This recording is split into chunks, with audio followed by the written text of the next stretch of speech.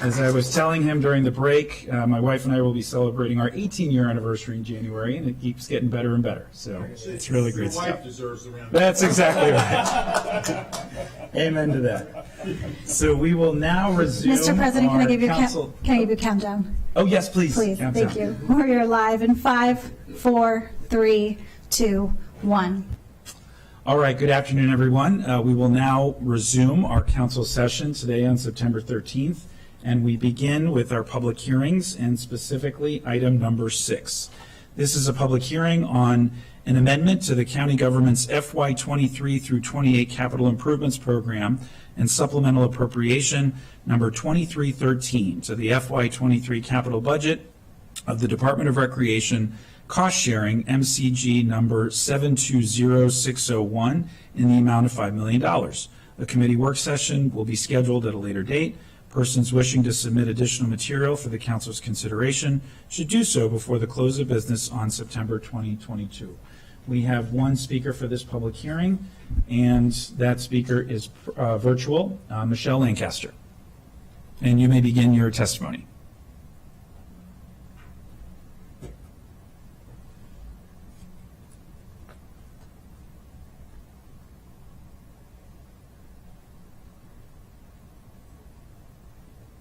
Are you there, Ms. Lancaster? I do not see her, Mr. President. Okay. Well, that is it for our speakers for this public hearing, and so this public hearing is now closed. That moves us on to item number 7, and we are going to make a slight adjustment to accommodate Chairman Anderson's schedule today. But this is a zoning text amendment 2201, antenna on existing structure use standards. This ZTA will reduce the setback for antenna on existing structures to 30 feet. A Fed committee work session on the ZTA is tentatively scheduled for September 19th. Persons wishing to submit additional material for the council's consideration should do so before the close of business on September 18th. Our first speaker today in person will be Chairman Casey Anderson, who, in addition to item number 7, will also be speaking to items number 8 and 9, and so he will have 4 minutes for his testimony. Chairman Anderson, the floor is yours. Thank you. I won't use all of it, I promise. On 2201 and ZTA 2208, the Planning Board supports these ZTAs, and I won't go into the details. They're not controversial and concern simply harmonizing existing standards and parts of the code. I did want to address the accessory structures use standards 2209, which concerns swimming pools, because our staff didn't like this idea. The board thought it was not a bad suggestion. And really, this comes down to the idea that we don't want to create a whole lot of one-off exceptions in the zoning code. We went to quite a lot of time and effort to try to simplify and harmonize the provisions of the extremely cumbersome code that existed before 2014. It's sort of ironic that Ms. Carrier is representing a client who has interest in this ZTA to complicate the code again after all the time she spent trying to simplify it. But that issue, yes, you're welcome, Principals. But that issue aside, the objection really on our staff's part was, do you really want to create all these new exceptions? And that's a well-taken objection, we think, but we believe it's possible to address other types of accessory structures without disrupting the underlying purposes of the development standards in the code. Specifically, as to residential properties, that's usually about lot coverage. That affects things like stormwater management and drainage. It also affects the intensity of development, aesthetically, how much stuff can get built on your lot. And we think that as long as a covered swimming pool, or for that matter, a greenhouse or some other accessory structure, doesn't expand the available building envelope or total amount of lot coverage or deviate from the other development standards in the code, we think this is an innocuous change, and the council may want to pursue a broader ZTA at some point in the future, although it's outside of the scope of this ZTA that's in front of you, to consider possibly grouping other accessory structures in a like manner. But we think that this is a perfectly reasonable thing for a homeowner who wants to have a covered swimming pool, and we're not particularly concerned about the precedent is set, but we think you may want to look at those other types of accessory structures in the future. So with that, we support all 3 of these ZTAs. Thanks very much for accommodating that scheduling. Sure. Thank you very much, Chairman Anderson. We now move on to the next speaker, which is Mayor Jeffrey Slavin, who will be testifying virtually. Mayor Slavin, you have 2 minutes for your testimony, which begins now. Oh, good afternoon. Thank you for the opportunity to testify. My name is Jeffrey Slavin. I'm the mayor of the town of Somerset. Our residents and many citizens in our part of the county have serious concerns about this legislation. First, it cuts residents' voices out of the cell tower siting process. As you know, the antenna on existing structure standard is a limited use standard. Under the standard, residents will receive no notice of any kind before the installation of cell tower antennas on utility poles right in front of their homes. They will have no ability to appeal the siting on the basis of safety or anything else. Secondly, as you know, in August of last year, the DC Circuit Court severely reprimanded the FCC on the issue of radiation emission standards. As part of its opinion in EHT versus FCC, the court stated that the FCC demonstrated, quote, a complete failure to respond to comments concerning environmental harm caused by RF radiation, unquote. This environmentally conscious council should not ignore this fact. In fact, as you know, it was this council which first challenged the FCC. This council just 3 years ago sued the FCC for failing to do its job. In Montgomery County versus FCC, this council stated, as thousands of these transmitters will be densely packed into residential areas and public spaces, citizens began to ask their local officials whether these installations will be safe. Municipalities like petitioner Montgomery County looked to the FCC for answers. While the commission adopted RF exposure standards in 1996, these are now almost 25 years old and are based on scientific knowledge available at the time. Since then, an extensive amount of research has been conducted RF that raises concerns about other serious health effects. The council should wait to pass this legislation until after the FCC has answered its own concerns and those of the DC Circuit. I appreciate very much this opportunity. Thank you very much, Mayor Slavin, for your testimony. Next, we will hear from Laura Simon, who will also be testifying virtually. Ms. Simon, you may begin your testimony now. Hi, thank you for giving me the opportunity to speak to you today. I am opposed to this bill because I don't believe that cell towers belong on our front lawns, just 30 feet from our front door or any part of our home. And I don't believe that the residents do either. Every resident and every citizen I've spoken to in the county thinks I'm absolutely crazy that I would suggest that the Montgomery County Council would allow cell towers on our front lawns. They think it's the craziest thing I've ever said. So I think if you do push this through and allow just 30 feet from our homes cell towers, I think it's going to be really interesting when the trucks come plowing through tens of thousands of cell towers on our lampposts, on our utility poles. If you think that the residents are just gonna lie down and be like, oh, thank you for all this radiation, I think that you have another thing coming. And I also think that you know very well that your lawyers have said that there might be a danger here, and we have to look at that. As far as I've looked at your at the bill, and I've seen that the office of your office of Legislative Social Oversight, when looking at racial equity, has also brought up that there's research on suppressing immune system, on childhood leukemia, and other issues, which makes it impossible to say whether this is to actually take a side on racial equity on this issue. And I have a niece who's 4. She's been dealing with childhood leukemia since she was 2. Are you going to let her family know what you're putting on her front lawn?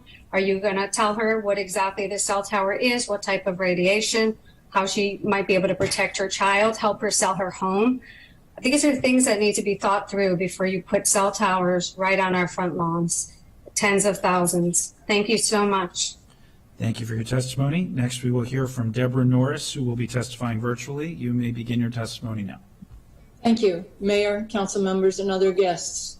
My name is Dr. Deborah Norris. I've spent my career as a regulatory neuroscientist I was the lead neuroscientist, neurotoxicologist at the U.S. Environmental Protection Agency, and I've served in other regulatory agencies as well, such as the FDA, the CDC, the National Institute of Health, even the OECD, where I developed the guidelines for developmental neurotoxicity. I conducted research on electroencephalography, that is, the electromagnetic fields that emanate from our brain.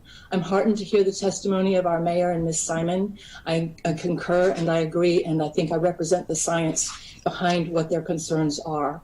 I'm well aware that our brains, indeed every cell in our body, functions via finely tuned electromagnetic waves, and that these radio frequency EMFs that will be emitted from these towers interfere with the function of our brains, indeed the function of every cell in our body, and are increasing the incidences of cancer and other diseases. Perhaps you have noticed that your own or your loved one's memory is slipping, or that your cognitive functions are not quite as sharp as they used to be. These are the results of such EMFs. Our brains and our hearts function in a range of about 1 to 100 hertz. Within that range, we experience many states of consciousness, awareness, and emotions. Outside the range, we are disoriented and confused. Our cells stop functioning, we develop cancer and other diseases. Our children are born with other conditions, health conditions as well. The purpose of our government regulation should be to protect our health and that of our environment. As Mayor Slavin mentioned, Jewish values of tikkun olam, acts of kindness to perfect or repair the world. You must rule by the precautionary principle to first do no harm. Make no allowances for further encroachment until these devices are proven without any doubt to be safe. Move them back. Indeed, reverse last year's ruling to move them from approximately 300 to 60 feet, move them back. Thank you. Thank you. Next, we will hear from Rick Meyer, who will be testifying virtually. Mr. Meyer, you may begin. Yes, can you hear me? Yes, we can. Good afternoon. I'm Rick Meyer, and I speak in opposition to ZTA 2201 because this CCA seeks to accommodate inadequacies and weaknesses of millimeter wave technology and is simply no longer needed. We repeatedly heard demands from two wireless carriers that invested billions in millimeter wave frequency auctions that they must be granted access to residential rights of way to deploy millimeter wave with very short setbacks. So the council passed ZTA 1802 in 2018 and opened the barn door for access to more than 33,000 eligible utility and streetlight poles to attach wireless antennas as a limited use in public rights of way inside residential zones, so long as the existing pole was 60 feet from the nearest dwelling. So given the urgent industry imperative, how many applications from wireless companies have actually been submitted in the 4 years since the passage of ZTA 1802 for first-time antenna co-locations on poles in residential zones? 33. That's it. 33 in 4 years with an eligible pool of 33,000 poles. By contrast, we're also seeing the rapid deployment of C-band technology in Montgomery County, which travels farther, goes through foliage better, and penetrates walls. So another statistic, how many applications have there been for rooftops, water towers, monopoles, and lattice towers where C-band is typically deployed since 2018? 766 versus 33. Believe me, this technology is becoming, millimeter wave technology is becoming obsolete, and this ZTA seeks to accommodate something that is no longer being used by the wireless industry. ZTA 2201 is superfluous and gratuitous. Thank you very much. Thank you for your testimony. Next, we will hear from Naomi Yount, who is also testifying virtually. You may begin your testimony now. Mr. President, she's not in attendance. Okay. So next, we will hear from Carly Dyden. Good afternoon. My name is Carly Dyden. I am with Government Affairs for Crown Castle. We are the nation's largest provider of shared wireless infrastructure. We have a long record of working with the public and municipalities to deploy wireless infrastructure. We deploy co-located small cell facilities in addition to rooftop antennas, towers, and fiber optic cables.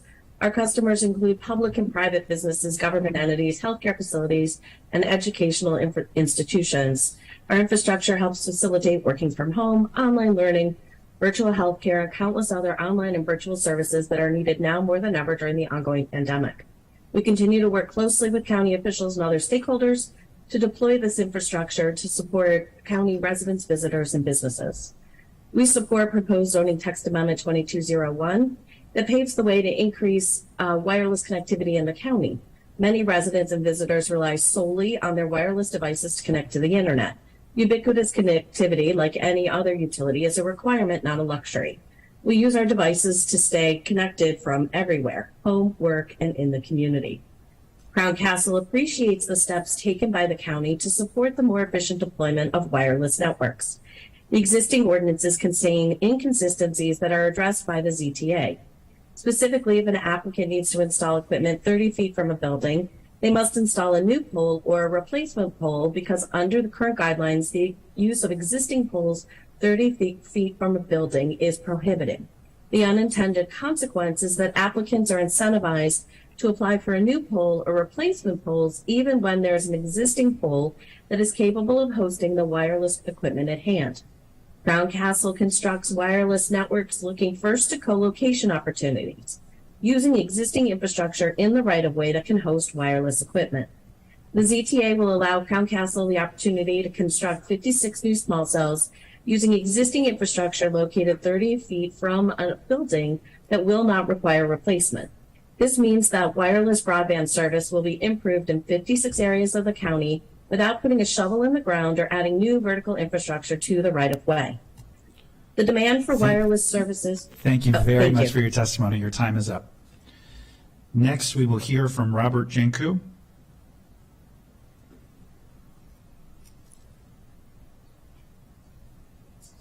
You are on mute, sir.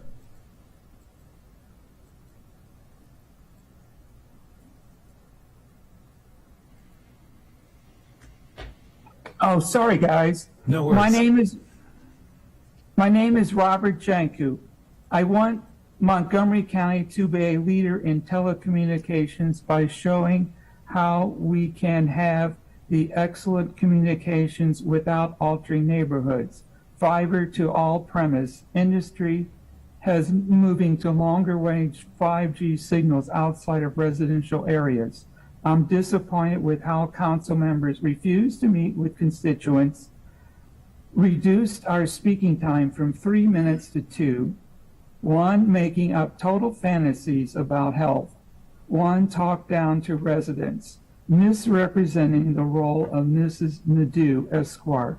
Her client is the Fed committee and in particular the chair. She isn't presenting balanced information. She advocates for cell towers. It is total nonsense that Montgomery County is required to place cell towers in residential rights of way. Gaithersburg has banned cell towers in their residential rights of way. They did it. Congress writes laws, FCC transforms laws into regulations. Council, circuit courts adjudicate any disagreements. Court decisions are final. FCC has no right to change court decisions.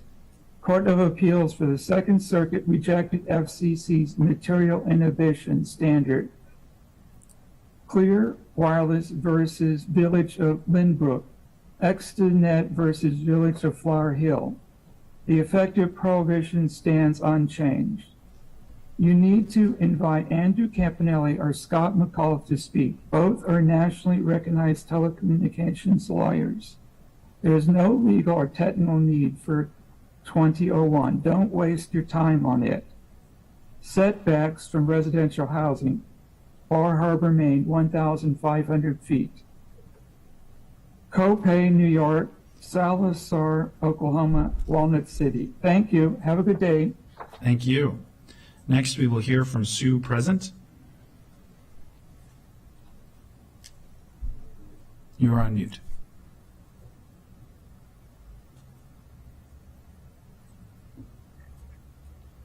Can you hear me now? Yes, we can.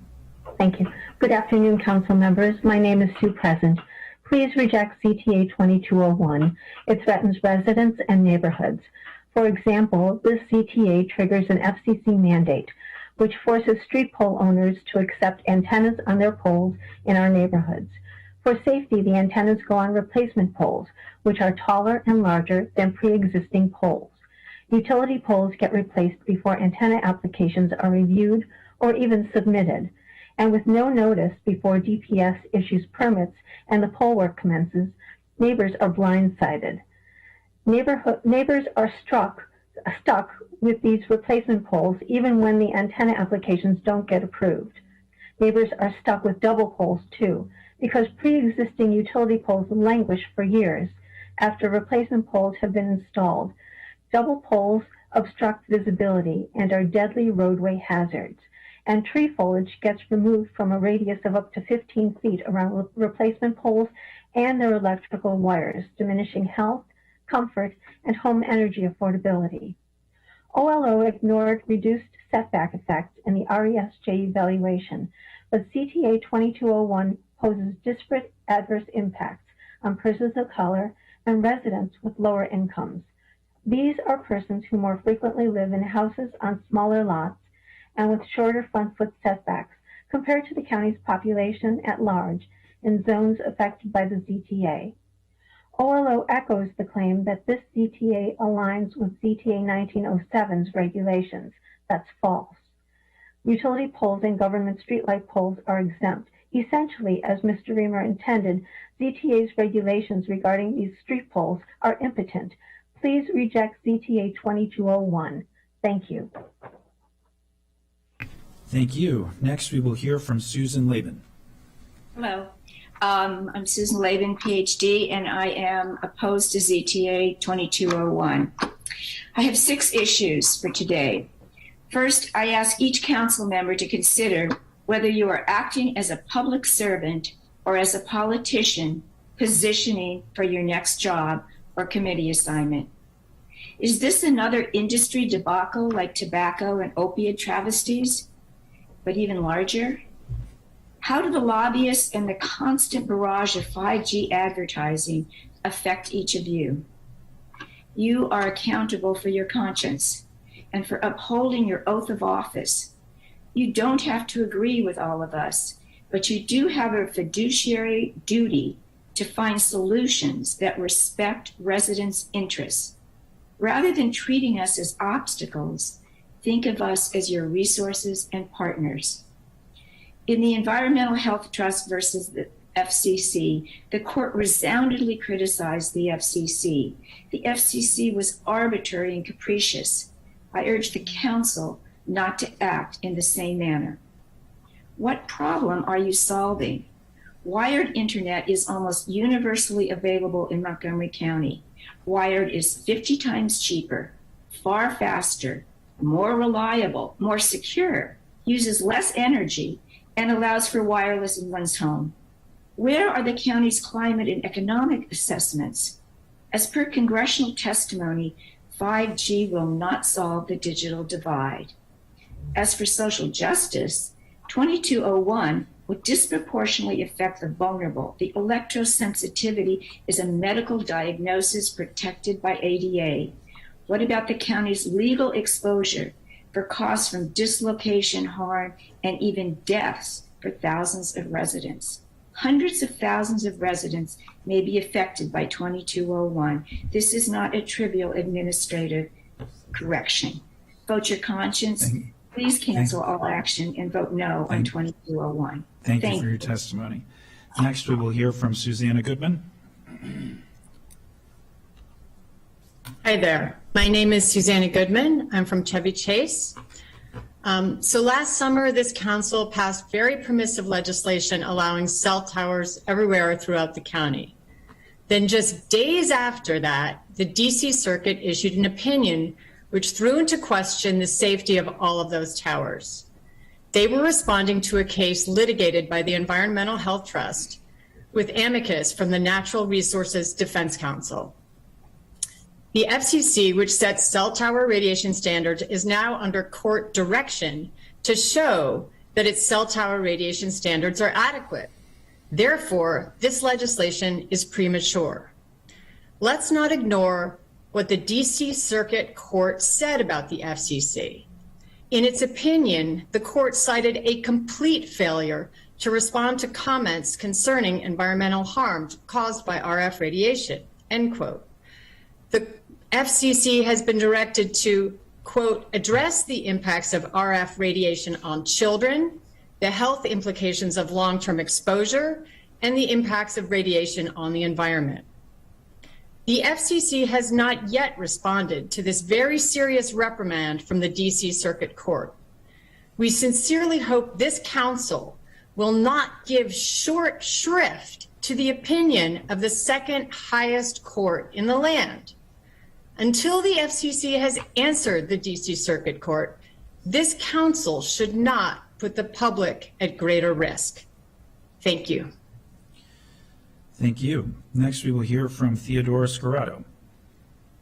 Thank you. This CTA is not about harmonization. It's a corporate land grab, cutting people out of the decision-making process. It's also inaccurate to say that federal agencies such as the FDA, NCI, CDC, or EPA are ensuring cell tower radiation safety. There simply has been zero up-to-date research reviews of the totality of the science, not by any federal agencies, none. No one is actually watching the store. Cell tower radiation exemplifies the concept of a regulatory gap. There was no pre-market safety testing, no post-market surveillance. There's no risk analysis for long-term health effects by the feds, not then, not now, none planned. And yet there's an ever-accumulating body of independent science showing harmful effects and no end to industry-funded experts promoting the false narrative that transmitting cell antennas 30 feet from our homes is somehow safe. When it comes to the ambient tower radiation, there is no federal agency with public health or environmental expertise who is monitoring the levels or ensuring that the public and environment is protected. Now, because of our winning court case against the FCC has been ordered to respond to the scientific evidence, as has been explained, showing long-term harm to children's brain development and harm to birds, bees, and trees, which is not only was it completely ignored by the FCC, but the limits were never, ever designed to even protect them. The FCC hasn't responded, and therefore, those exposure limits cannot be understood to rest on an up-to-date review. However, the well-funded astroturfing, greenwashing, and false promises that 5G will bridge the digital divide rests on smoke and mirrors. Allowing cell antennas 30 feet from our homes is reckless. Cell tower radiation is literally defined as a type of pollution by the wireless companies themselves. Insurance companies rate 5G as high risk, and they won't insure telecoms for health damages. And that's why telecoms warn their shareholders, but not us, the people living. Thank you for your testimony. Next, we will hear from Colleen Cordes.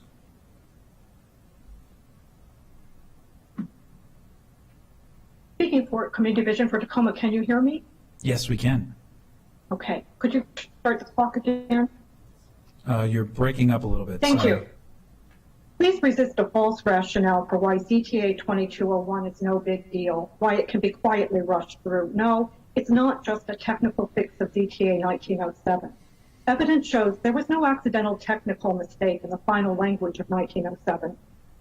Way back in January 2020, the Council's own staff told the Fed committee, which Mr. Reamer chairs, in a memo that 1907 would not change part of county zoning code that governs existing utility poles, the part of code that 2201 deals with.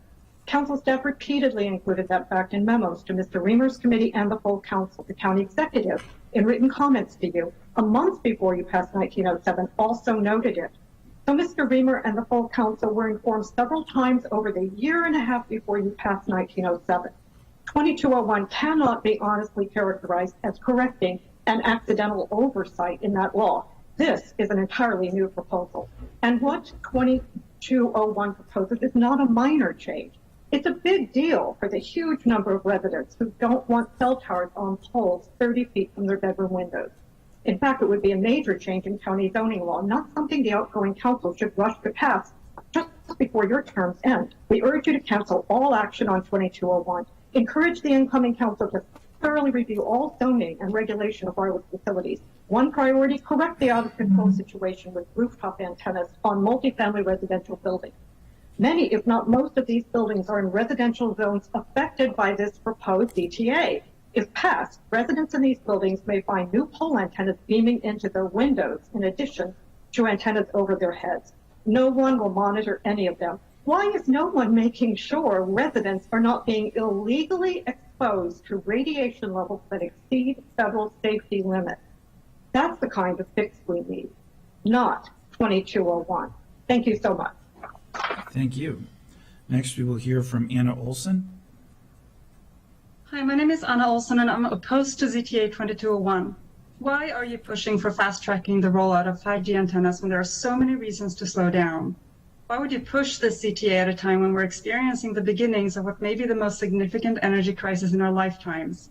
While we are trying to figure out how to use less energy in the interest of the environment, you want to open the floodgates for the telecom industry to blanket our county with 30,000 5G antennas, each of which uses at least twice as much power as their 4G predecessors?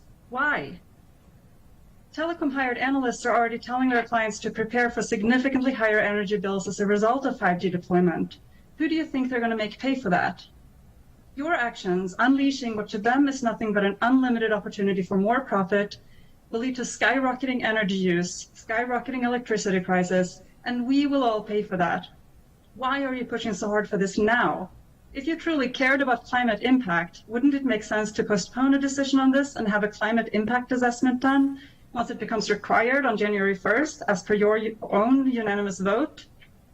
What makes your actions even more difficult to understand is that we don't need 30,000 5G antennas to be well connected. As you must be aware of, there's actually a cheaper, faster, vastly more energy efficient solution to providing connectivity to all residents. Finish building out the fiber optic network that we've all been paying for over the last several years through added taxes on our phone bills. The fact that you're ignoring this opportunity while stubbornly pushing more and more invasive ZTAs could not make it any clearer who you truly represent through your actions, the telecom industry. We see what you're doing, and we will hold you accountable. Abolish ZTA 1907 and 2201 and start regulating the telecom corporations. Uphold your oath of office and start to serve and protect your constituents. Thank you. Next, we will hear from Michelle Bailey. Good day.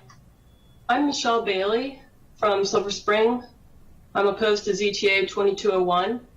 Contrary to what Mr. Reamer has repeatedly said about how everyone has wireless networks and devices all around their homes, there are many, many people in our county, including myself and my family, who have created wireless-free zones using exclusively wired high fiber, high-speed networks.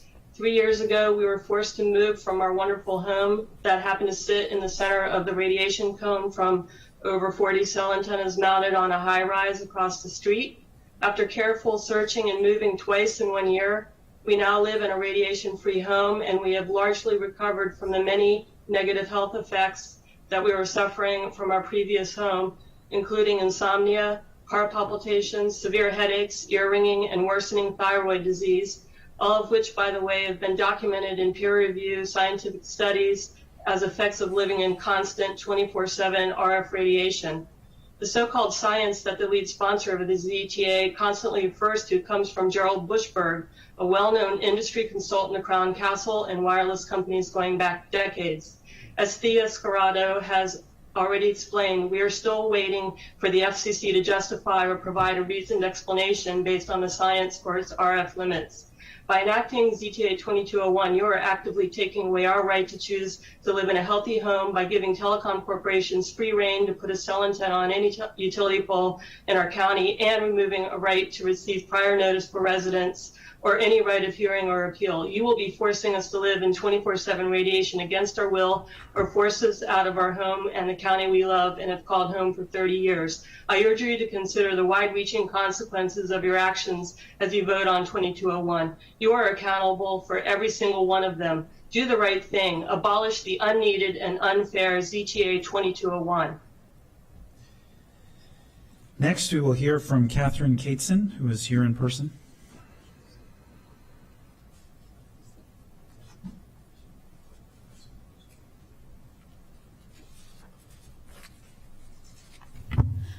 My name is Catherine Katzen. Thank you for giving me the opportunity to speak today. I'm opposed to ZTA 2201. There is no FCC or federal requirement, no plausible legal justification for ZTA 2201. Nowhere in federal law is it written that 30-foot setbacks are required over 60-foot setbacks. Montgomery County is not and was not vulnerable for liability for a lot of money if it failed to adopt these ZTAs, as some have claimed. The Supreme Court ruled in 2005 that localities cannot be fined or liable for money damages for failing to deploy a cell tower. During the deliberations for ZTA 1907, the council inaccurately characterized City of Portland v. FCC with respect to the effective prohibition standard of wireless services. Section 332, City of Portland, did not address or alter municipalities' rights to determine location of towers.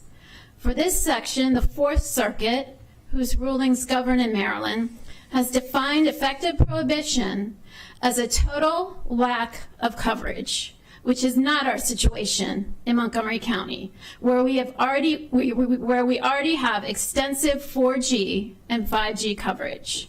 A recent case in the Second Circuit, Extenet v. Flower Hill, found that effective prohibition under sections 253 and 332 applied only to the ability of a wireless telephone to make phone calls to a landline. Nothing more. The federal judge wrote, "It is not up to the FCC to construe the act to say something it does not say." Finally, ZTA 2201 won't prevent proliferation of new poles. Pepco could install a new pole, and then a few weeks later, wireless carriers claim it's an existing structure under 2201. Please vote no on ZTA 2201 and allow the incoming council to consider zoning changes. Thank you. Thank you. And finally, we will hear from Laura Tiraldo.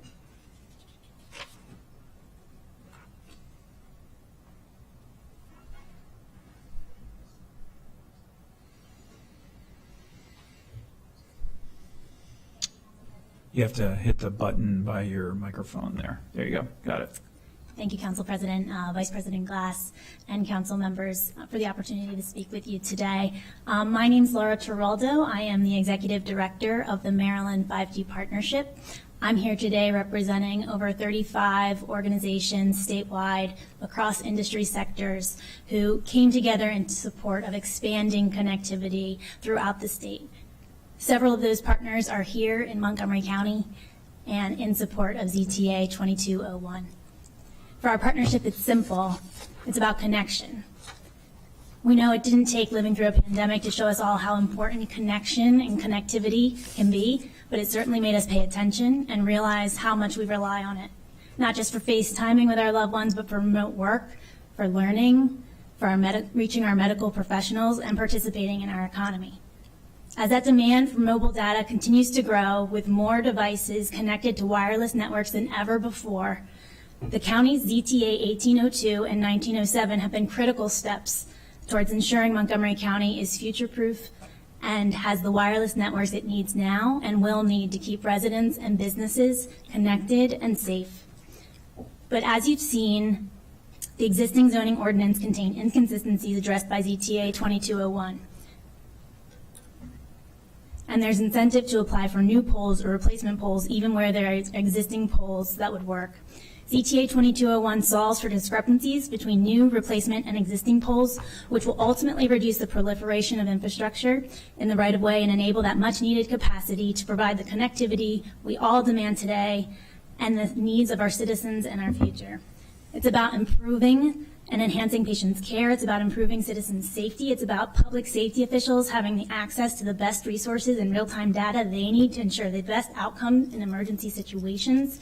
It's about giving the county the opportunity to bring in new business and providing the businesses that exist the opportunity to thrive in a digital economy. It's enabling our older adults to stay in touch with family and combat social isolation, and about keeping our students learning no matter the pandemic positivity rates. Thank you very much for your testimony. We appreciate it. All right, that is it for our speakers for this public hearing, and so this public hearing is now closed. We now move on to item number 8. This is a public hearing. This is a public hearing on zoning text amendment 2208, commercial residential zones MPDU. This CTA will clarify the council's intent that the MPDU provisions can apply in the CRN zone and will require site plan approval. The Fed Committee work session on the ZTA is tentatively scheduled for September 19th. Persons wishing to submit additional material for the council's consideration should do so before the close of business on September 18th. There are no speakers for this public hearing, and so this public hearing is now closed.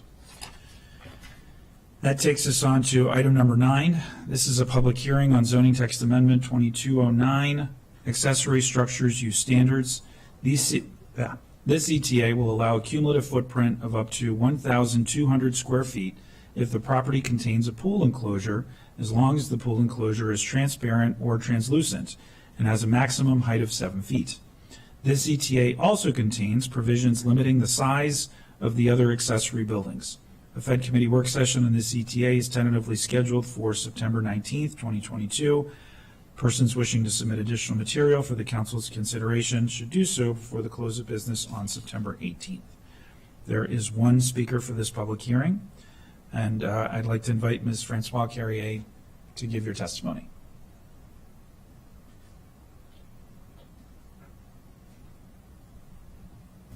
Good afternoon. For the record, my name is Françoise Carrier. I'm speaking today on behalf of 2 Montgomery County homeowners who support the adoption of ZTA 2209. This ZTA would increase the permitted square footage for an accessory structure on residential property to allow the installation of a walk-in pool enclosure. This would allow residents to use their pool all year round instead of just during warm weather months. This can be a valuable aging-in-place strategy. It can also be helpful for people who use swimming as a form of therapy or as their main form of physical exercise. The ZTA was written pretty carefully to place appropriate limits on the square footage of the enclosure and other accessory structures to avoid adverse impacts on neighbors from having too many structures crowding on a lot. As Chair Anderson mentioned, it also does not exempt these structures from the normal development standards, including building coverage. That means a homeowner who wants to put in a pool enclosure has to make other choices to make sure that they are not exceeding the building coverage limit on their lot. Standard accessory structure setbacks would also apply, ensuring appropriate placement of the pool and the pool enclosure. And there's a height limit, and there's also a specification that it has to be translucent or transparent. And all of these things combine to really make this something that will keep these enclosures at a scale and a type that will really create minimal visual intrusions for neighbors while providing something very valuable to homeowners. I urge the council to give favorable consideration to this CTA, and thank you for your time. Thank you very much for your testimony. Next, we will move on to agenda item number 10. This is a public hearing followed by council action on supplemental appropriation 23-6 to the county government's FY23 capital budget to the Department of General Services Energy Conservation number P507834 in the amount of $975,269. Action is scheduled immediately following this hearing.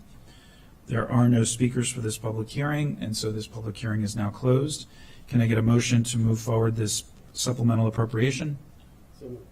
Moved by Councilmember Reamer, seconded by Councilmember Friedson. Any discussion? All those in favor, please raise your hands.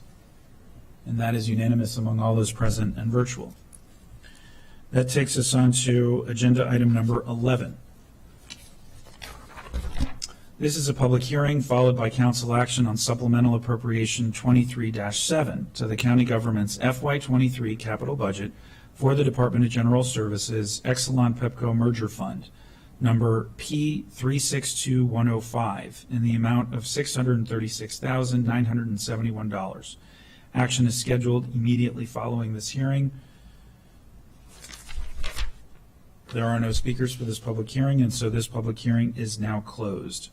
Can I get a motion to accept the supplemental appropriation? Moved by Councilmember Friedson, seconded by Councilmember Rice. Any discussion?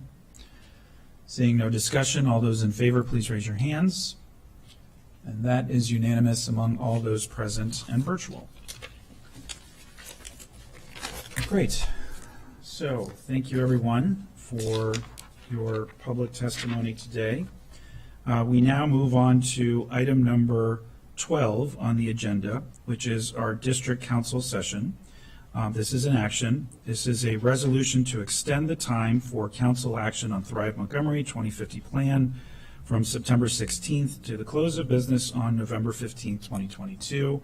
I'll mention once again, this is just pro forma. We are required to update these every so often, and as we received our presentation today, we are not quite yet ready to vote on this important document.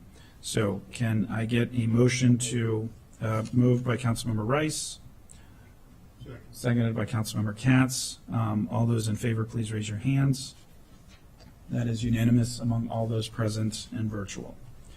Which moves us on to legislative session day number 25, introduction of bills. The first bill is an introduction of Bill 25-22, Forest Conservation Trees. The lead sponsor is the council president at the request of the planning board. A public hearing is scheduled for October 4th at 1:30 p.m. and a Transportation and Environment Committee work session is tentatively scheduled for October 17th. So that bill is now officially introduced, which takes us on to item number 14, and this is a briefing on the Purple Line. I'd like to invite all of the panelists forward.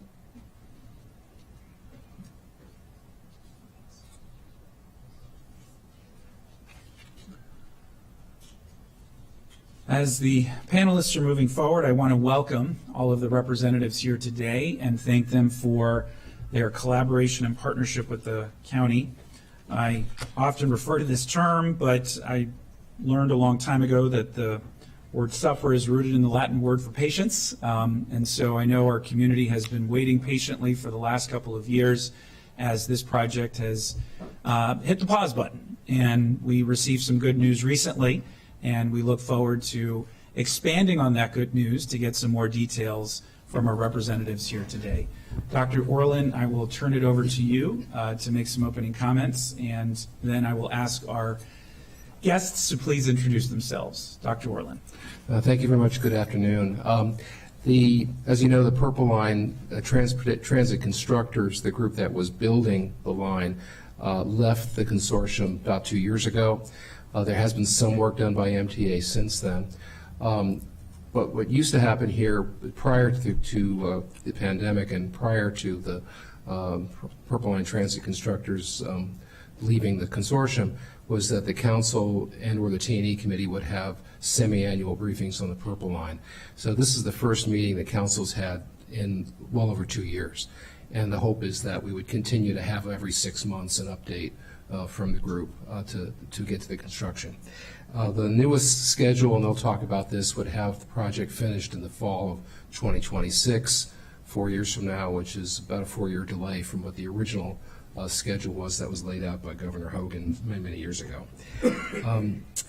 With that, I think I want to turn it over to the group. We have representatives from Maryland Transit Administration, MTA, the new construction partner, Maryland Transit Solutions, MTS, and they're all here today to give you this briefing. The last thing I'll say is introduction in the packet for today. You'll see the presentation is in here. There's also a couple of questions that I had raised they provided written answers to. And then finally, the community action teams, which there are 8, has continued to meet over this period. And the last set of meetings was in June, and you'll see in the back of the packet several pages of questions that were raised by community action team members and the responses in writing from the team. So with that, let me turn it over to, who is Matt, do you want to start?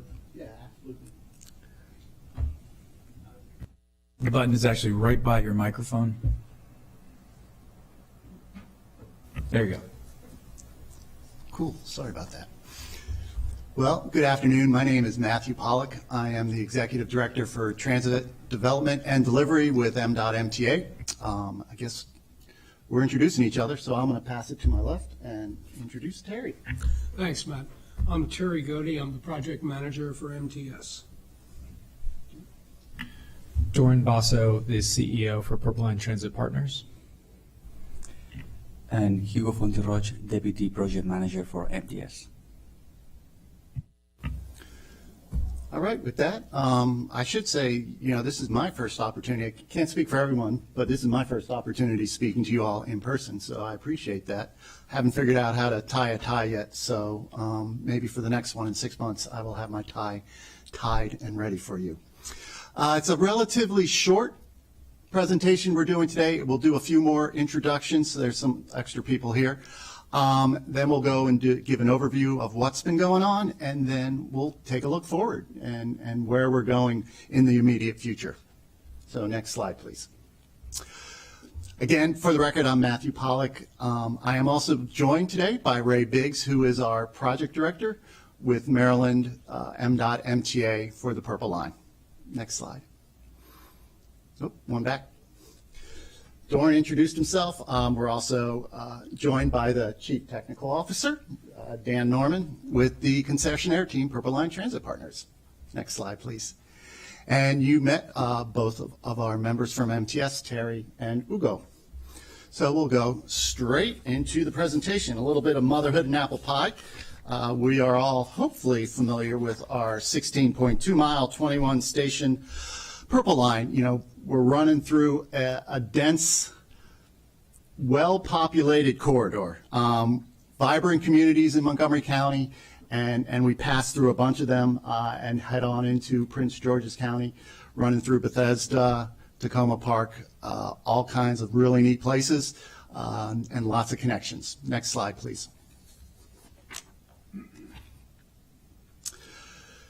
Lots of important benefits. I think we've gone over many different benefits over the years. Some of the more important benefits that I see is, certainly the multimodal connections. We're connecting to our 3 MARC lines. We're connecting to 4 of the Washington Metro subway lines. We have bus transfers throughout the corridor, including the Tacoma Langley Transit Center. Another piece, of course, is the reliable service. That is something that we're very much looking forward to as we go into revenue service. That reliable service is enhanced in some ways by the fact that our right-of-way includes some of those exclusive right-of-way where we're not mixed in traffic, and that's part of what helps us to be dependable and convenient. With that, I'm going to pass it over for Doran to talk a little bit about the concessionaire and team structure. Sure. So this next slide is the structure of the public-private partnership. This is pretty typical for a public-private partnership. We have the client, the owner you just heard from, MDOT MTA. Purple Line Transit Partners is the concessionaire. We have the long-term contract to design, build, finance, operate, and maintain the Purple Line. We couldn't do that without our strong partners, MTS, who you'll hear a lot more about today. It's worth noting that they've retained 2 key team members, CAF, the light rail vehicle supplier, and Atkins, the designer, who have been with the project throughout. And our other key team member for the operations and maintenance phase is Purple Line Transit Operators, and that's a joint venture of Alternate Concepts, Inc., an experienced operator, and CAF, again, who's providing light rail vehicles and operations services. So if we go to the next slide, we've covered most of what is a concessionaire. Worth noting here is that PLTP led the procurement for the new design build contractor in very close coordination with MDOT MTA and stakeholders, and we're going to hear a lot more about them coming up soon. All right, next slide, please. So who is our new design builder? We're extremely thrilled to have Maryland Transit Solutions on board. They've been under contract since April.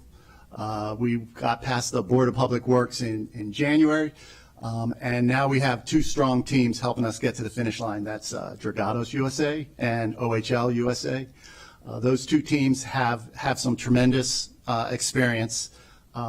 Dragados was working on that Los Angeles, the LAX People Mover, the APM. That project, I believe, was the largest contract ever signed by the city of Los Angeles. Very big project. And then, of course, on the OHL side, we have the Long Island, the East Side Access Project, which is quite a huge project up in the New York area with, I won't say similar, but it has very dense issues of its own that it has to deal with going in through New York and getting into the major stations. In particular, that East Side Access project benefits us because we were able to take advantage of some of the major staff on that project who have come down to join this project. We're joined by our new construction manager, our new quality manager, as well as our integration manager are all veterans of that East Side Access project. So that's very good for us. Next slide, please. This is the timeline that you all have hopefully been seeing for, I guess, about 9 months now. So we're currently in between that mobilization and beginning of construction period where MTS is now out there. The state is still out there doing some of our construction, which you'll see shortly. But while we're getting the construction focused across the entire alignment, in some ways, a lot of our focus has to be in that area of the maintenance facility and the test track, because that's really going to feed in to what I would call the critical portion of the schedule, where we need to get our test track complete, and then we can start our testing, as soon as possible and for as long as necessary to get us to a safe revenue service opening in the fall of 2026. Next slide, please. All right, and there you see our light rail vehicle fleet. We have 26 of those 28 vehicles pretty much complete and resting up in Elmira, New York. In fact, 19 of them would be ready to ship if we had a place to receive them right now. We did purchase an additional 2 vehicles over the last year, bringing our total fleet up to 28. That's to help us with our reliability and our run times as we go running, as we try and make sure that it's a convenient and very predictable service going forward. It's a beautiful car. It's much longer than I think people are used to seeing. It's at 140 feet, 142 feet. It's probably 1.5 times what you would sort of expect to see on a normal light rail vehicle. It's the longest light rail vehicle that's going to be running in the United States. But we're very pleased to have it, and again, it's quite nice, and I think you're all going to really enjoy it when it comes into town. Next slide. Next, I'm going to talk a little bit about the work that MTA has been continuing. We started this work 2 years ago now. In October of 2020, when the prior design builder left, we wanted to keep the project moving forward, so we took on some work, and we've continued that work to try and give as open a playing field as possible to MTS when they step in. This is a familiar site for most people, probably, the Sleaford Underpass. This is actually looking towards East-West Highway, so the underpass is actually behind us. Kentbury Road and the underpass are behind us. The future path is on the right side, upper right side of the picture, and the rest of what you're seeing is a sand filter for the stormwater drainage, which is actually new to me because I'm kind of used to seeing sand filters be covered in sand. So I was kind of amazed to see that now these sand filters, we actually can have a vegetative layer on top, which really I think makes it look nicer considering it's going into a neighborhood. So we still have a lot of work still to do on the Sleaford Underpass, so we're hoping to open to the public sometime later in the fall. Next slide, please. Next, over in the Woodside area near downtown Silver Spring, there's a lot going on. This view is of the Spring Street Bridge, so we're actually looking towards, we are looking towards downtown Silver Spring. A lot of work that's going on right now along the CSX corridor. That is always a tricky coordination and integration when you're working with the railroads. So we've been trying to do as much of that railroad work ahead of time as possible, again, to make things a little smoother to MTS so that there's less, not none, but less interfaces with the railroads as well as the Washington Metro. Next slide, please. Downtown Silver Spring, majority of our work. Ramsey, that's right next to the Silver Spring Transit Center. There's still some electrical relocation going on, and we have been quite busy on Bonifant, and I guess East Bonifant in particular. A lot of work's been going on, working with that vibrant business community, gas, water, sewer, a lot going on. I believe we are nearing the end of our utility work. However, that doesn't end Bonifant Street because MTS is coming up right behind us with the storm drain work. So the work will continue on Bonifant. Next slide. Wayne Avenue.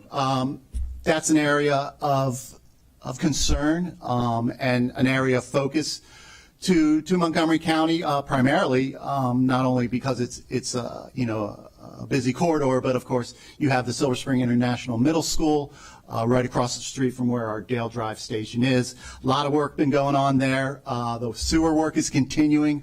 That would be what I would call the south or eastbound side of Wayne Avenue, where we have a long-term closure, and we're working our way from Dale Drive back towards Fenton to do that sewer work. There's just a little bit of gas work and overhead relocations continuing closer up to, I guess, the Whole Foods area. And then another major area of work is the sewer relocation, which is down at the bottom of the hill on Wayne, heading back up on the other side of Sligo Creek, where the sewer relocation is working our way up. And that's actually a typo on my point. It's from Sligo Creek Parkway up to Manchester Place, not to Manchester Road. That would be a very short segment. So I only wish it was only going as far as Manchester Road. Next slide, please. Oh, and with that, I will pass it over to Terry to talk a little bit about MTS and their ramping up. And Matt, I'm going to pass it over to Ugo. Well, thank you, Matt. And thank you, council members, for the opportunity to present this update on the Purple Line project. This slide explains an important part of the project that we are developing, which is the due diligence, where MTS is verifying the work already performed in order to complete it efficiently with exemplary quality and safety standards. That includes, for example, the extensive survey work, inspection of major structures, including bridges and walls, mobilization, developing and instituting safety and quality programs, site cleaning, restoration of project safety elements, or such as restriping to assure traffic safety. If we go to the next slide. Work is resuming along different areas of the alignment, and a good example is in Bethesda. However, in this area, instead of a tower crane, we will be installing and using an enclosed gantry crane. Thanks to this enclosed structure, we will minimize impacts due to the construction of the Bethesda shaft. In this area, we are currently cleaning Elm Street and setting up satellite offices. Demolition of the existing crane foundation is completed, and we are proceeding with the removal of the shaft cabin beams. The enclosed structure will extend slightly to Wisconsin Avenue, and this is why we are coordinating with the MTA and with SHA for I would say, 2 or 3 years long-term one-lane closure in the area. If you go to the next slide.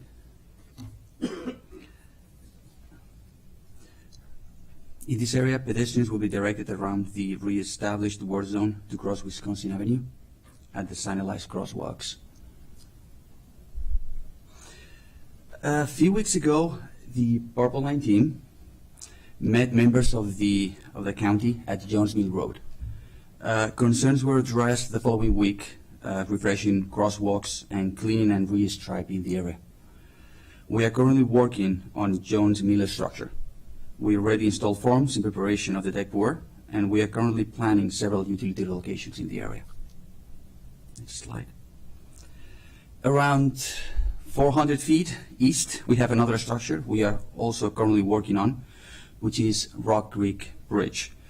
We refreshed the environmental controls and installed overhangs, deck forms, safety railings, and walkways. The forthcoming work includes rebar and pour the deck. Next slide, please. In Little'sville, all overhangs and safety elements have been restored, and we're getting ready for the construction of cast-in-place walls in the area as well. We're also planning to start work in the next few weeks at Talbot Avenue Bridge. In Silver Spring, we already completed 3D scans and the survey of the previous installed work, and we also began planning logistics to the mezzanine adjacent to WMATA's red line. Our coming work in this area includes form and rebar installation of elevated structures, such as the one that you can see currently in the picture. And in the Plymouth Tunnel, we are currently cleaning and preparing for the concrete work necessary to install the tracks in this area. And with this, Matt, I believe I turn it over to you. Yes. Thank you, Hugo.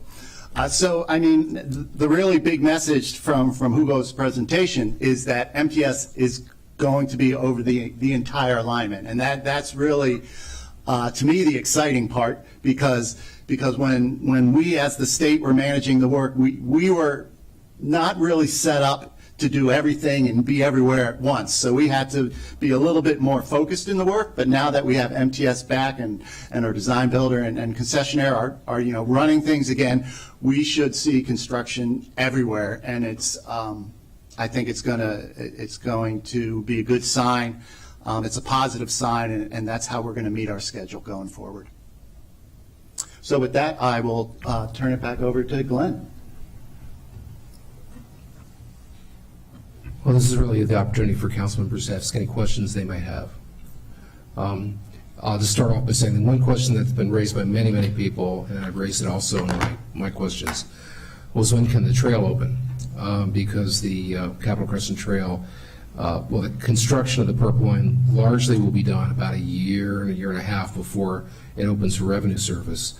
The response from the team is, however, is that basically we won't have an answer until later, but it's likely the case that it won't open early, or if it opens early, it won't be more than maybe a few months, because the area where the trail is, or going to be, is also staging for work that's going to be happening on the Purple Line construction itself.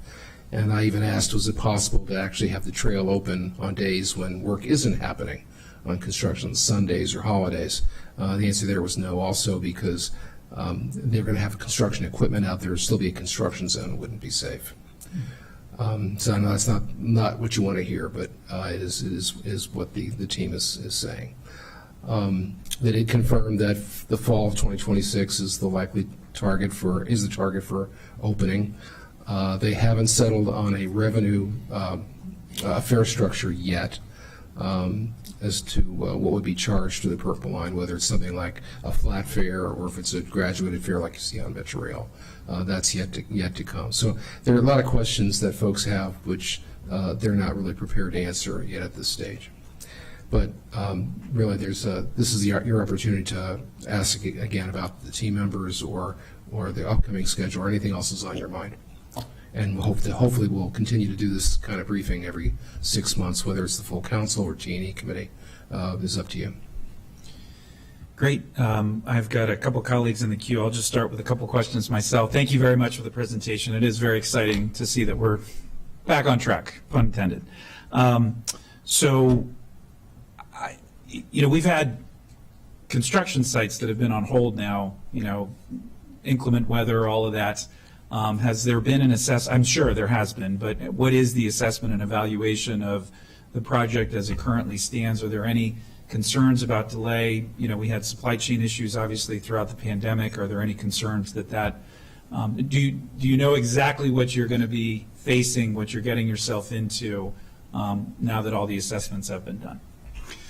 Yeah, I think it's a very good question.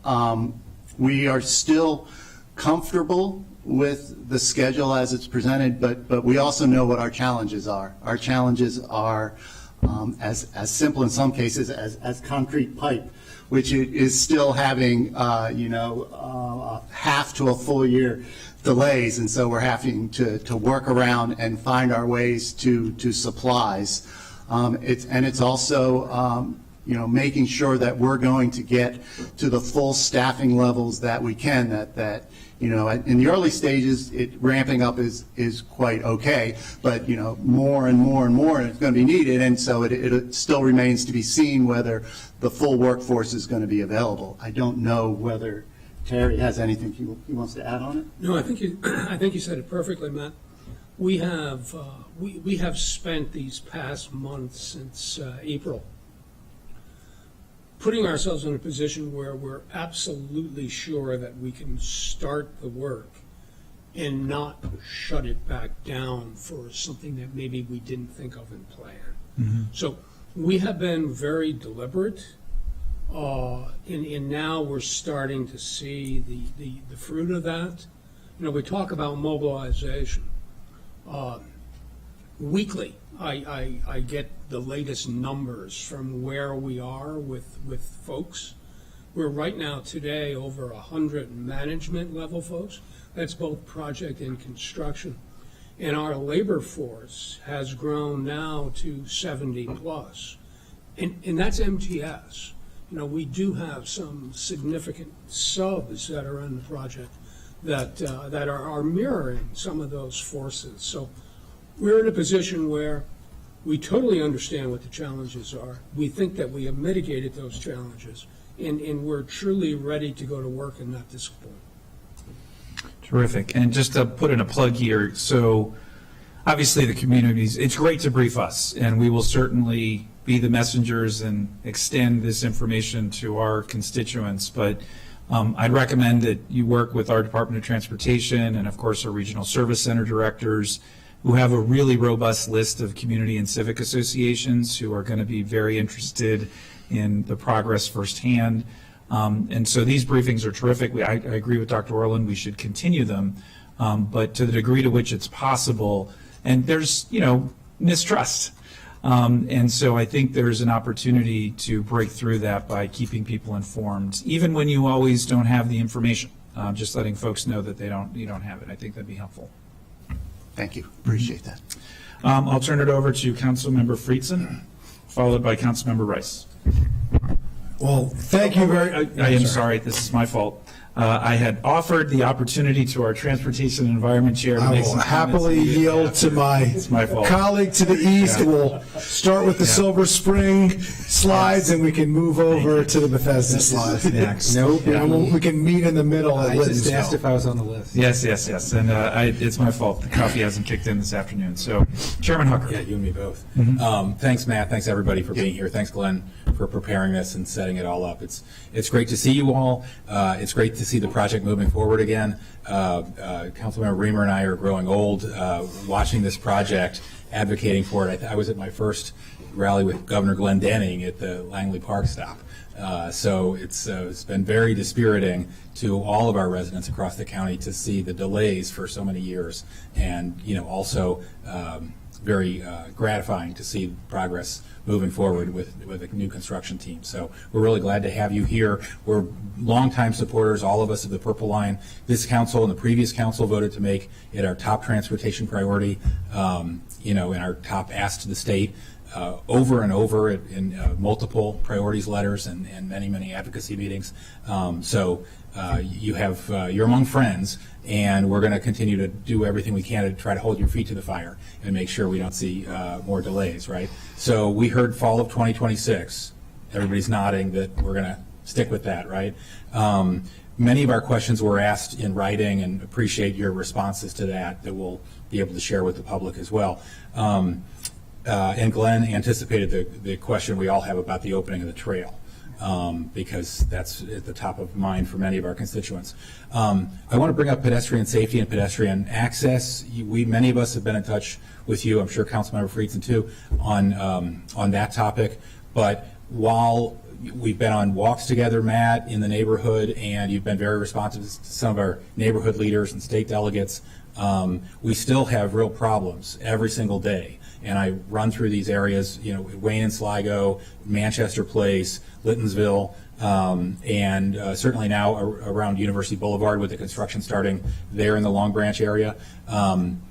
I would really ask you to continue to be responsive, but I think we just need to see more staffing and more changes to the physical infrastructure to guarantee pedestrian access. Literally Saturday, I was walking my kids through the site at Wayne and Sligo, and it was nice to see it staffed on a Saturday with flaggers moving the traffic through. It was hard to even figure out whether we were supposed to go to the left or the right, which sidewalk is open or closed, where there's a sidewalk open, there's not a crosswalk to get across, things like that. So I think there's a lot of detail and there's still room for more improvement. I'm grateful for your recent engagement on this, but I think there's room for improvement, and there will be more in University Boulevard and elsewhere as the construction steps up there. I wanted to ask you about, very glad to see the renewal of the project labor agreement. That's great. I'm a big fan of those everywhere, but particularly where skilled labor is so hard to find lately, and that was the problem, a challenge pre-COVID. That covers most or many of your workers. That doesn't cover all your workers. Do you anticipate any other shortages of skilled labor, especially in some of the more highly trained job categories? Yes, sir. I don't believe we do at this time. I think when we look at skilled labor, I think the one issue that we may have going forward is with operating engineers. Mm-hmm. I think we have signed an agreement with the laborers, with LaUna. I had hoped to tell you that we had signed the agreement with the carpenters.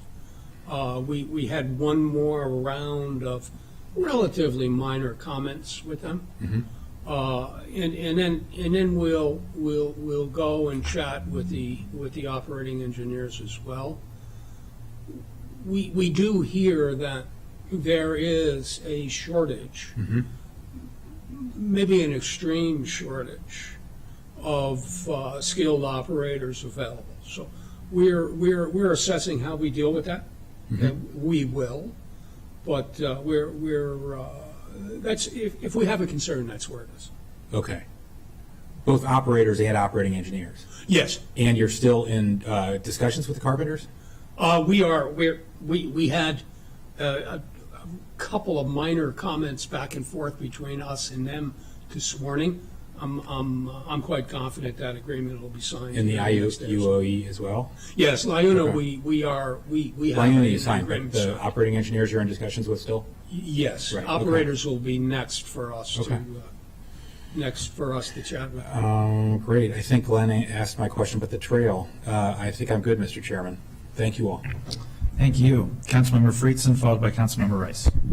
Well, thank you very much. First of all, this is a project that is as old as I am. Literally. 1986 was when the Purple Line was started, and I haven't aged that well, but I imagine I've aged better than this project has so far. So we're hoping that you move forward and age this better, and I'll continue to head on the path that I'm heading on. However, that goes, I was thinking earlier and actually talking with a community advocate recently about Harry Sanders and thinking about how Harry Sanders' son now is carrying the baton as a main advocate for the Purple Line. And I was thinking to myself, I hope that we don't require his grandson to continue this effort. So I appreciate that we're at this point. Welcome to the new team. I am hoping that this is the last welcome and introduction that we have to do as part of this project, that we can put the changes behind us and the stops and starts behind us, and we can put the lawsuits behind us, and we can work together with the community, with the teams, with the labor partners, and get this done, because we need to get it done. And half doing a project is not good enough, and I know we all recognize that, and we all understand the environmental, the economic, and the equity-based reasons for why we have invested so much time, so much energy, so much money, and have invested so much of our community's trust in the ability of the public sector, the private sector, the state and the county, and all of our partners being able to work together to actually deliver a project. We're behind.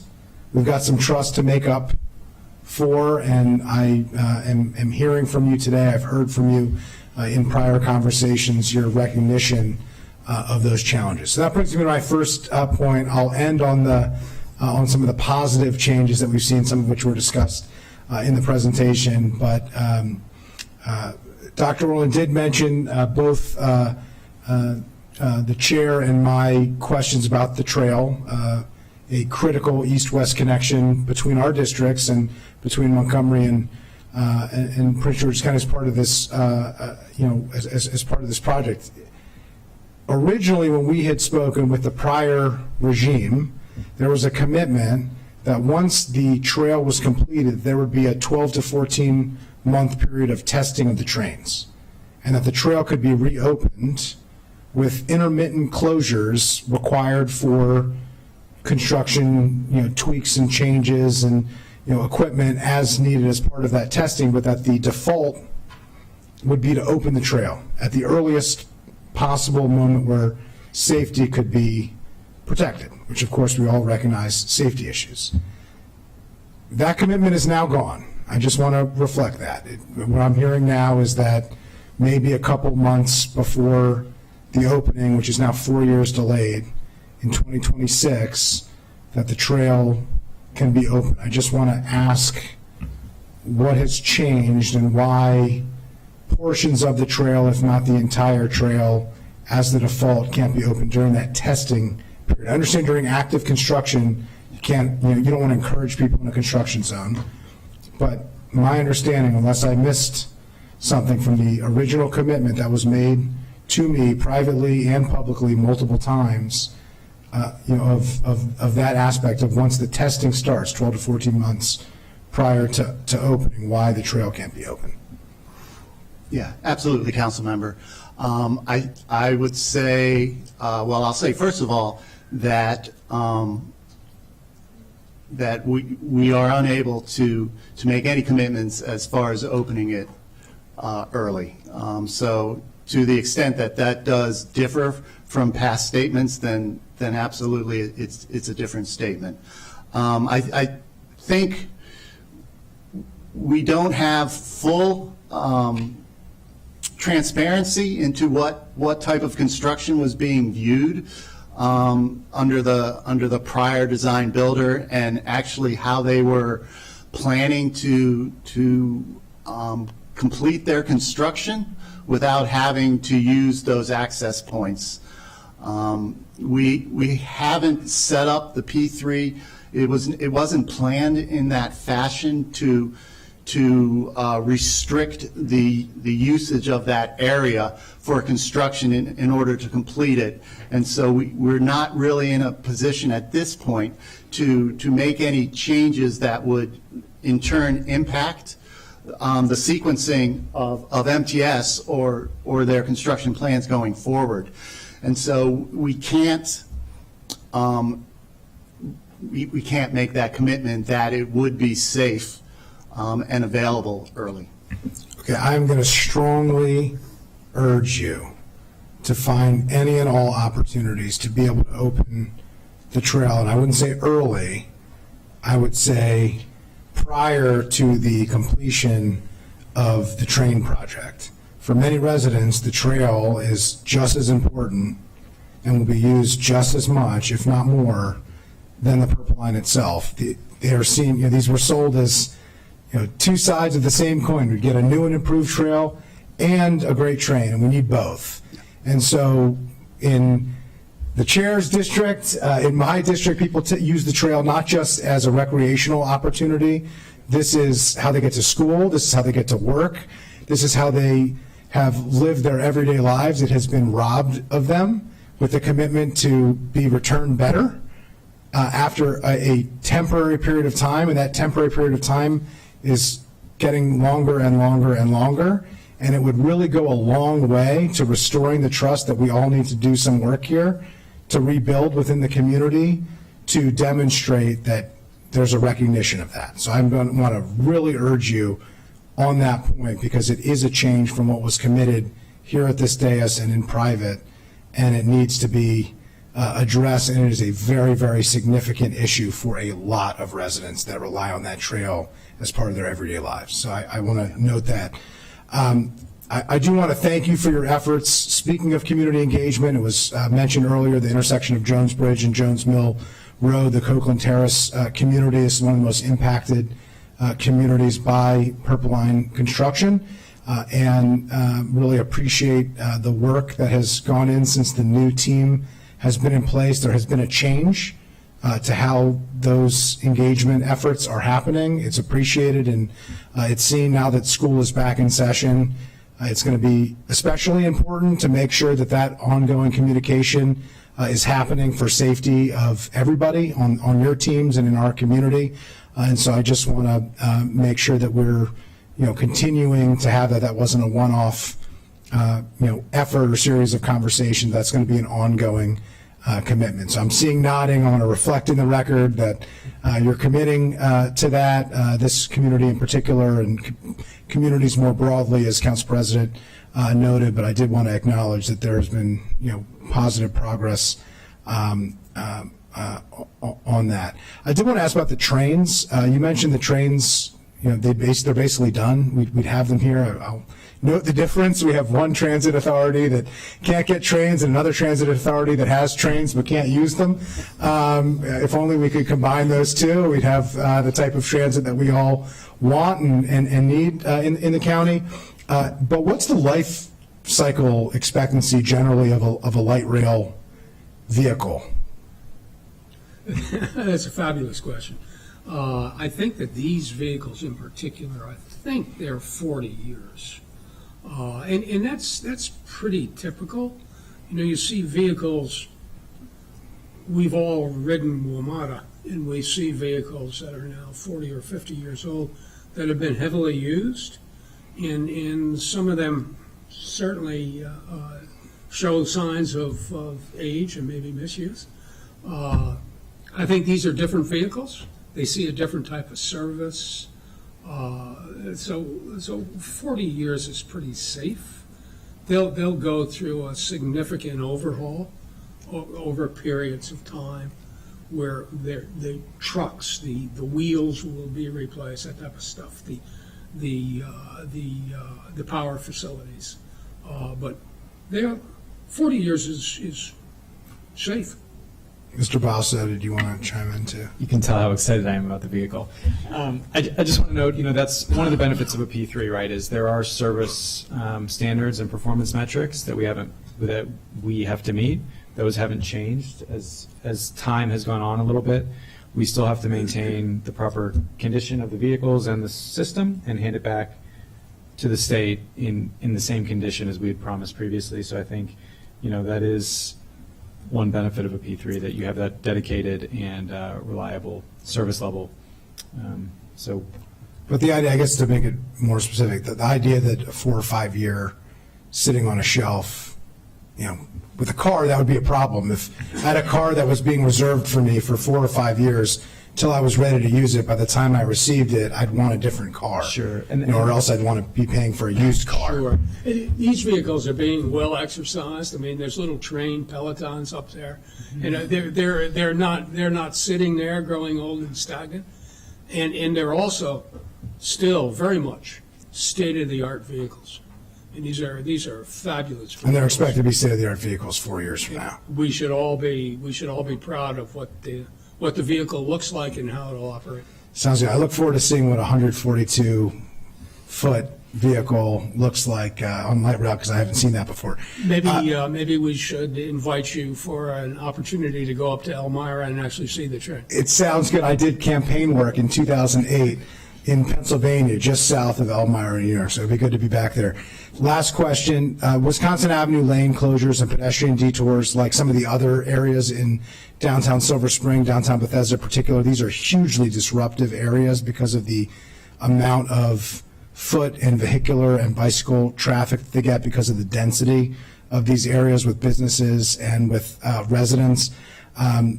You noted it quickly on some of the work that you're doing and the schedule, but what's the plan for outreach to make sure that residents, workers, businesses, buildings are aware of the detours that you're doing are aware of the work, are getting properly noticed, and understand ahead of schedule of what's happening in their community, what the disruption is going to be, and how they can mitigate the impacts in terms of their day-to-day life, where they work, where they live. Yeah, absolutely, Councilmember. Our outreach team is continually advertising the detours that are out there through social media, through people who have signed up for our construction updates. They're obviously getting emails and or texts if they want them. We also have it on our social media page for significant impacts to businesses. We have our business outreach teams who are walking around the community speaking to those businesses, so they're understanding what's going on. For the Wisconsin detour, it's kind of unique in what I would consider a good way. You may consider it a bad way in that it's long term. The good news is that it's not going to be continually changing. It's going to be one detour that is going to be put in place for a couple of years, Ugo? Yeah, okay, so it's going to be a solid 2.5 years, and so you're going to have that detour right around where that Bethesda shaft is, where they're putting in that structure, and that will remain in place and be the detour. Well, given the relative permanence of that detour and the amount of people that it will impact, I'd encourage you to do an on-site community event where you actually explain what that is going to be, invite residents, invite businesses, invite community stakeholders. I'd be happy to work with you to set that up, but I think it would be helpful, and since you don't have to do it every week when it changes, it would seem to me that would be both appropriate and well-received. So with that, I'll yield back to you, Mr. President. Thank you. I've got Councilmember Rice, followed by Councilmember Reamer.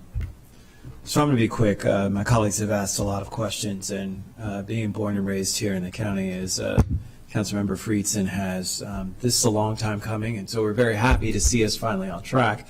However, I do just want to make sure that folks who are watching do understand that there's a lot of information that's been put out there about why these delays have happened. The reality is that there were a number of missteps, not due to the current contingent that's in front of us, that led to these missteps when it came to us extending everything from the most recent, which was the concessionaire having a force majeure as part of its contract with COVID that could have relayed the costs back to the current concessionaire, but is with us. So our Maryland Association of Community Colleges would look forward to working with the department and with the organization to make some of those things happen. And so if I need to help facilitate that, please reach out and let me know. Back to you, Mr. President. Thank you. Councilmember Reamer. Thank you. Nice to see you. Glad to see the team assembled and that we're moving forward with construction. I want to join the appeal to find a way to reopen the trail, learning that it will appear to largely be finished, but for a period of a year you will continue to be doing testing, or maybe a year and a half is what I thought I heard. That's going to be really hard for people who are accustomed to using that trail to understand how a trail that looks like it's pretty complete, can't be used. And just as, many users, the ones that really get to me are the kids who want to commute to BCC or other schools on that trail and have really lost that opportunity. It's really tough. And so I know you'll keep considering this, and I just hope in another year or so we'll be able to identify some solutions there and make that possible.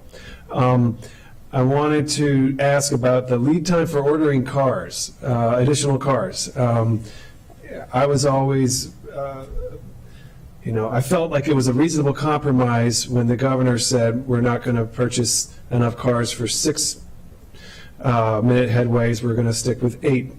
And that's a battle for another day. So how long does it take, from ordering to receipt in the future? if we wanted to shift to 6-minute headways, because we find that ridership is really high, what's the kind of lead time we should all be thinking about for a decision like that?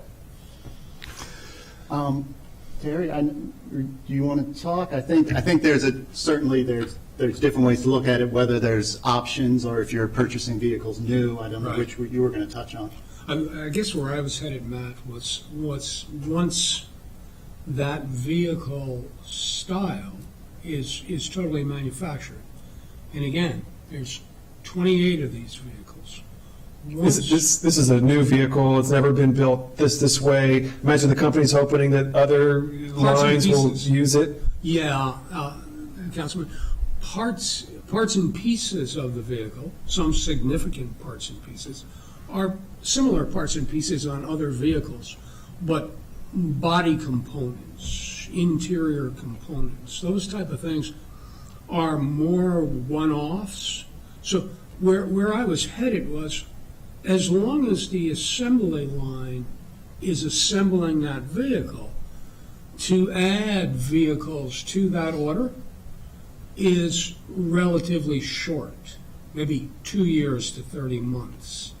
Once you went beyond that, then that vehicle delivery gets longer.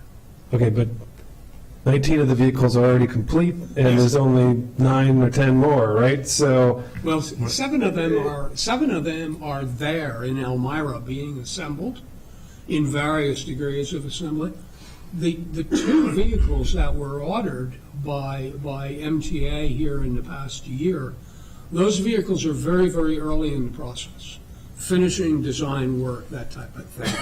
They have not been in a major production line, either in Spain or here in the U.S., where the final assembly is done. Those vehicles are very new in the assembly line.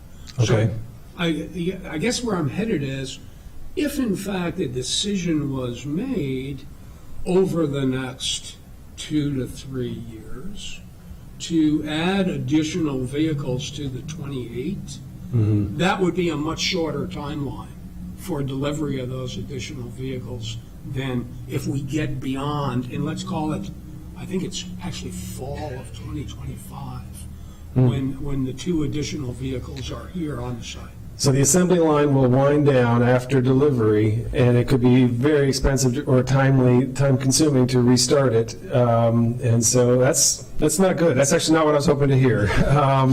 Because, I don't know, maybe when the line opens, it'll right away be full, and we'll need to, again, immediately start pressing the case. But I don't know.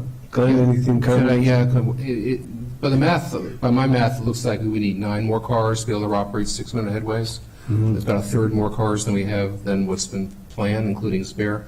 One thing that would be useful, I think, for everyone to know would be what's the cost of 9 more vehicles, and I don't know if that's something you might want to pursue with your friends. Our state colleagues. I mean, it sounds like it's something we need to start socializing and talking through and figuring out a timeline. Yeah. So we got to have a cost estimate for that at some point. That would be useful. Yeah, we'd appreciate a cost estimate on additional cars so that we can begin planning for a long-term Purple Line with 6-minute headways, not 8-minute headways. Thank you.